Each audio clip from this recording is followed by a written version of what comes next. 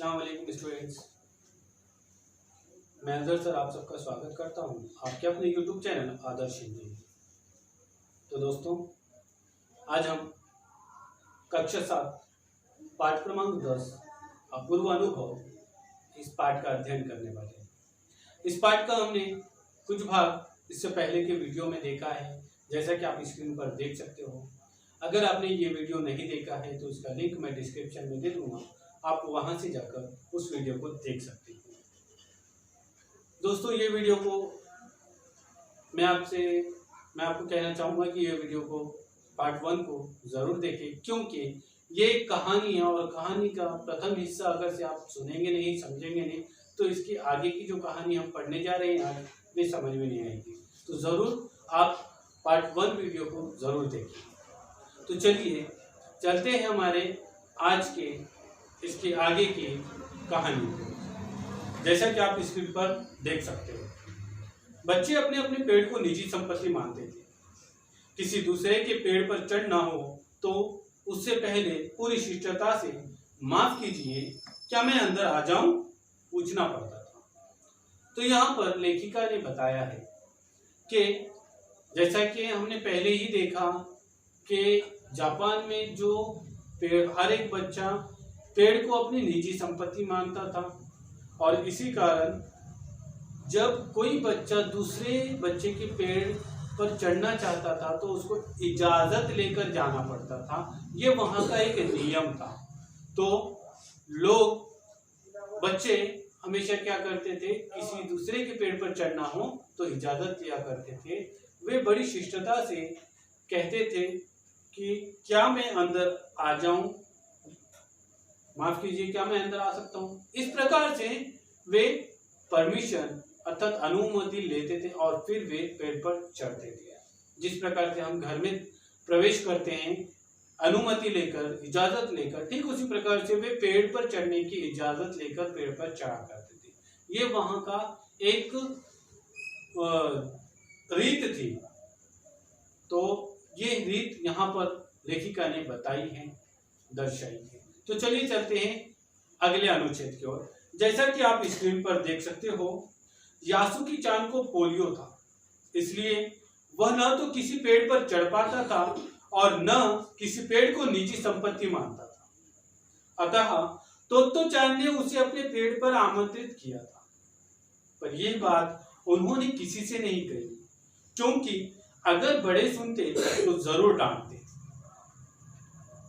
तो दोस्तों, यहाँ पर लेखिका ने दर्शाया है कि तोत्तो-चान ने जब यासुकी-चान को अपने पेड़ पर चढ़ने का न्योता दिया तो क्यों दिया, क्योंकि यासुकी-चान को पोलियो था और वे पेड़ पर चढ़ नहीं पाता था, और इसी कारण यासुकी-चान कभी किसी पेड़ को अपनी निजी संपत्ति नहीं मानता था,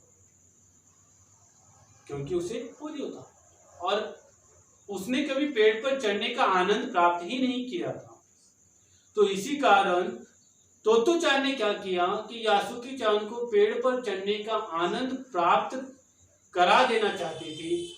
उसे वे आनंद प्राप्त करने हेतु या वे आनंद बांटने हेतु उसने क्या किया था, यासुकी-चान को अपने पेड़ पर चढ़ने के लिए आमंत्रित किया।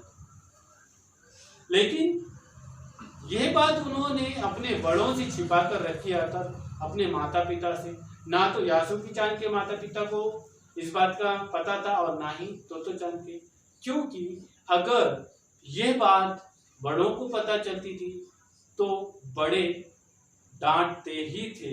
ये उन्हें बात पता है, मतलब ये बात उन्होंने सोच चुके थे, और इसी कारण उन्होंने ये बात को बताया नहीं। तो चलिए चलते हैं अगले अनुच्छेद की ओर। घर से निकलते समय तोत्तो-चान ने मां से कहा कि वो यासुकी-चान के घर डेनेनचोफू जा रही है। चूंकि वो झूठ बोल रही थी, इसीलिए उसने मां की आंखों में नहीं झांका। वो अपनी नजरें जूतों के फीतों पर ही गड़ाए रही। रॉकी उसके पीछे पीछे स्टेशन तक आया। जाने से पहले उसे सच बताए बिना तोत्तो-चान से रहा नहीं गया। तो यहाँ पर लेखिका ने दर्शाया है कि जब वह दिन आया कि तोतो चान यासुकी चान को अपने पेड़ पर चढ़ाने वाली थी, वे अपनी माता से अनुमति लेने के लिए उसने कहा कि मैं तोतो चान के यासुकी चान के घर पर जा रही हूँ और डेनिनचोफू जा रही हूँ।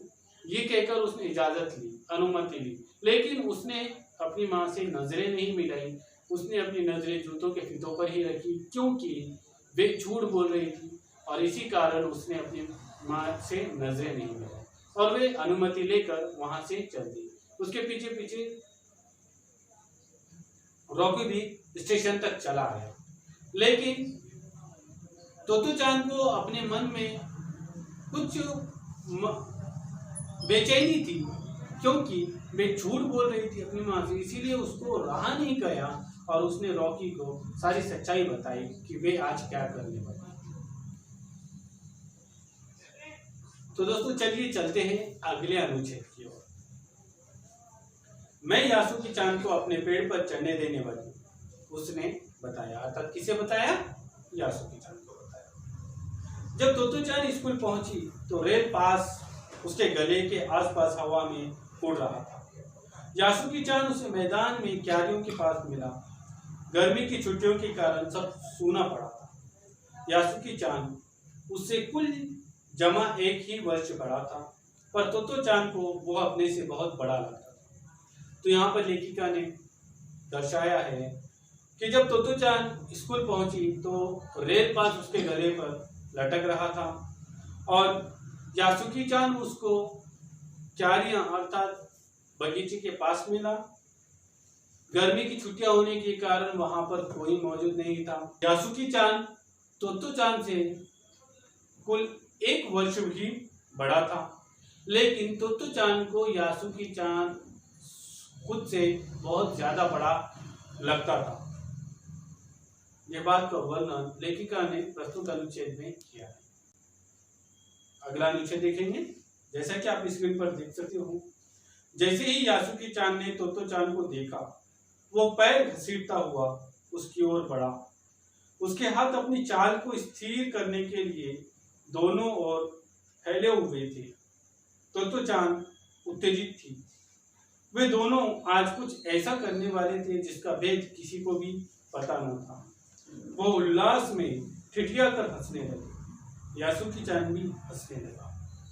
तो दोस्तों यहाँ पर लेखिका ने बताया है कि जैसे ही यासुकी चान ने तोतो चान को देखा, वो पैर घसीटता हुआ, अर्थात उसे पोलियो था, वो ठीक से चल नहीं पाता था। इसी कारण वो पैर घसीटता हुआ यासुकी तोतो चान की ओर बढ़ा। उसके हाथ अपनी चाल को स्थिर करने के लिए, अर्थात वो जिस प्रकार से चल रहा था उसको स्थिर करने के लिए, अर्थात अपना बैलेंस संभालने के लिए वो दोनों हाथों को थोड़ा फैला कर चल रहा था, क्योंकि उसके पैर तो अपाहिज से वे सही से चल नहीं पाता था। इसी कारण वो अपने हाथों से बैलेंस बनाकर वे पैर को घसीटता हुआ आगे बढ़ रहा था।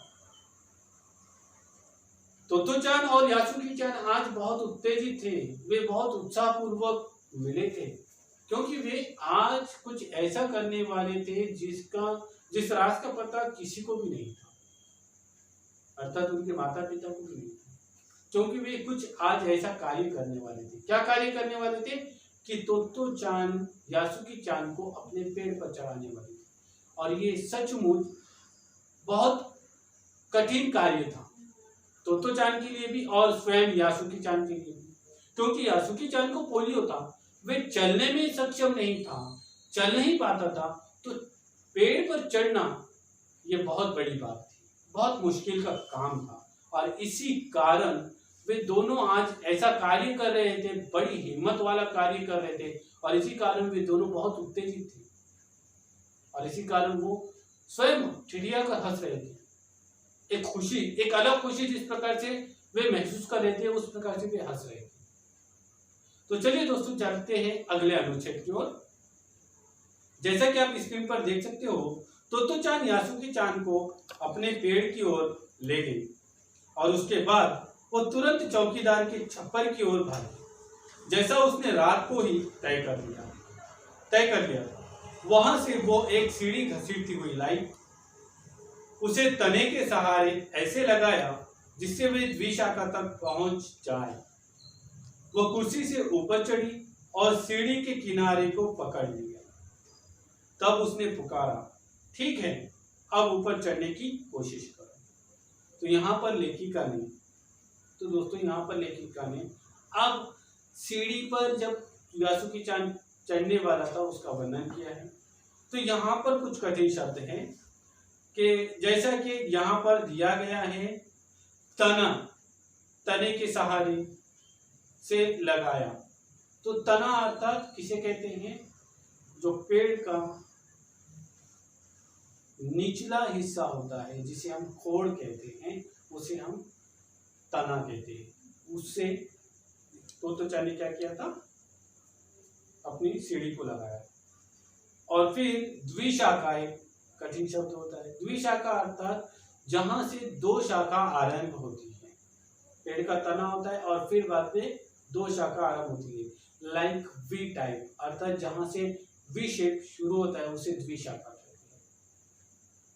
तो उम्मीद करता हूं दोस्तों कि आपको कठिन शब्द समझ में आएंगे। तो चलिए चलते हैं इस अनुच्छेद के एक्सप्लेनेशन की ओर, स्पष्टीकरण की ओर। तो यहाँ पर लेखिका बताती है कि तोत्तो-चान यासुकी-चान को अपने पेड़ की ओर लेकर गई और उसके बाद वे तुरंत चौकीदार का जो कमरा था, छप्पर था, वो उसकी ओर भागी और वहां से घसीटती हुई सीढ़ी लेकर वहां पर आई और पेड़ के तने के सहारे लगा दिया। अर्थात पेड़ की खोड़ को वे लगा दिया। जिस प्रकार से हम सीढ़ी से किसी छत पर चढ़ना हो या किसी चीज पर चढ़ना हो जैसे लगाते हैं, ठीक उसी प्रकार से लगा दिया और वे उसी सीढ़ी से वहां द्विशाखा तक पहुंची और सीढ़ी को पकड़कर तुरंत नीचे जो यासुकी-चान खड़ा है उसको वो इशारा करने लगी, पुकारने लगी कि ठीक है, अब ऊपर चढ़ने की कोशिश करो। कि ठीक है, अब मैंने सीढ़ी लगा चुकी हूँ